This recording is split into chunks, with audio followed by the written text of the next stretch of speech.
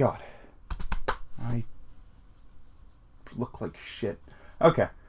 So, some of you might be surprised by what the fuck is showing up on my channel, but I've been wanting to make more scripted, sort of rambly, wordy videos for a little bit now, and I recently got exposed to COVID, which means that I'm stuck in my room here in the basement for 2 weeks, so I figure no time like the present. I'm going to be talking mostly about, I don't know, video games and my life, and, well, just those two things probably.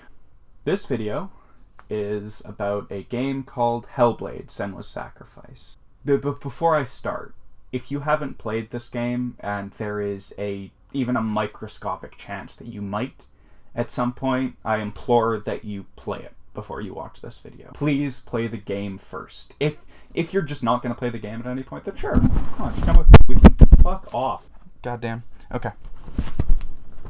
Where was I? Yes. Okay. Warnings. There's going to be discussions of and depictions of psychosis and violence, and this is going to get kind of way too personal. So if you don't want to hear me ramble about, personal trauma and my connection to a video game, this might not be the video for you. I was walking through some alley in my neighborhood around midnight, and I was listening to the track Hela from Hellblade, and I was reflecting on the ending of the game. And a lot of the script wrote itself in that alley at midnight. I had this realization that the last boss of the game, whether on purpose or not, was sort of perfect for me and really elevated the game. God, okay, how long is this video gonna be? Because do I need to go into the fucking fighting system? Sheesh. Okay, let's talk about the fighting system of Hellblade, because I forgot that I would need to talk about this. This is ad-lib. This script is fucking useless for this. I just get to make this up as I go. The fighting in Hellblade is awkward and kind of rough and clunky, and it works perfectly, and I love it. That being said, it does get kind of difficult when you're being absolutely mobbed by enemies. So the last fight in Hellblade has Hel, the goddess of the underworld, throwing waves and waves of grunts at you, of all of the enemies that you've been fighting up until now. At this point, you're the strongest you've been in the game. Enemies are actually kind of getting easy to fight. But this last fight, it's impossible. I was going through this fight, getting stun-locked every 10 seconds and mashing my roll button to get out of it, and I started to just lose focus. And started to just become nothing, just a slog of a fight. Eventually, I realized there was no reason to have this fight last as long as it did. And since the enemies kept respawning at a seemingly infinite rate, I came to the conclusion that I was supposed to lose this fight.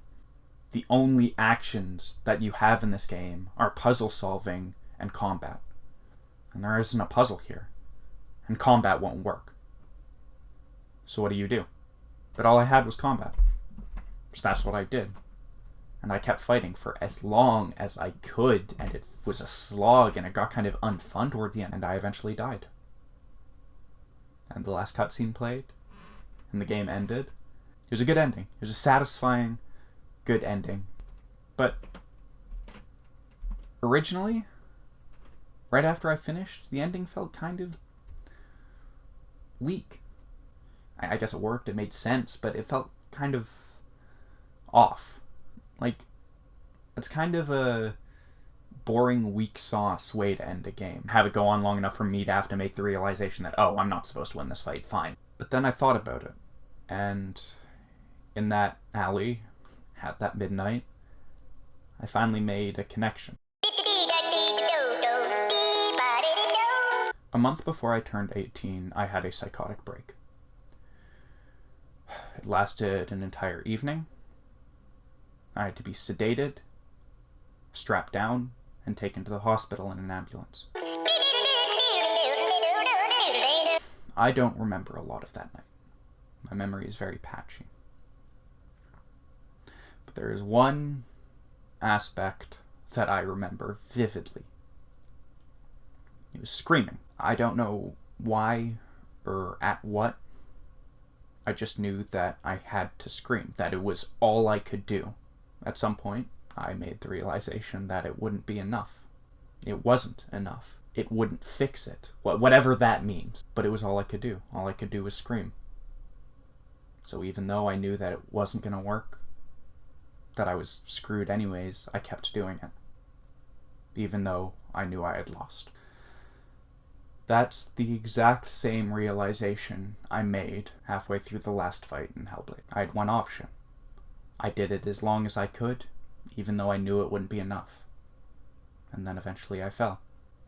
Now, I don't know whether Tamim Antonitis, the director of Hellblade, made this decision on purpose to represent an aspect of psychosis. Was I meant to make the realization that I had to lose? And was I meant to realize that I only had one option that wouldn't work, but I had to do it anyways?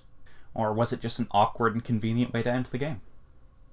Because he couldn't think of anything else. That being said, the development team worked closely with mental health experts to create as accurate of a depiction of psychosis as they possibly could. So if that was my experience, maybe it's not just unique to me.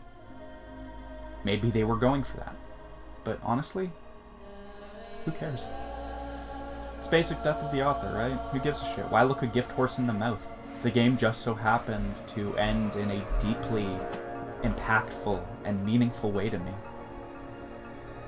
And I'm always going to remember it for that. Why dig into intention?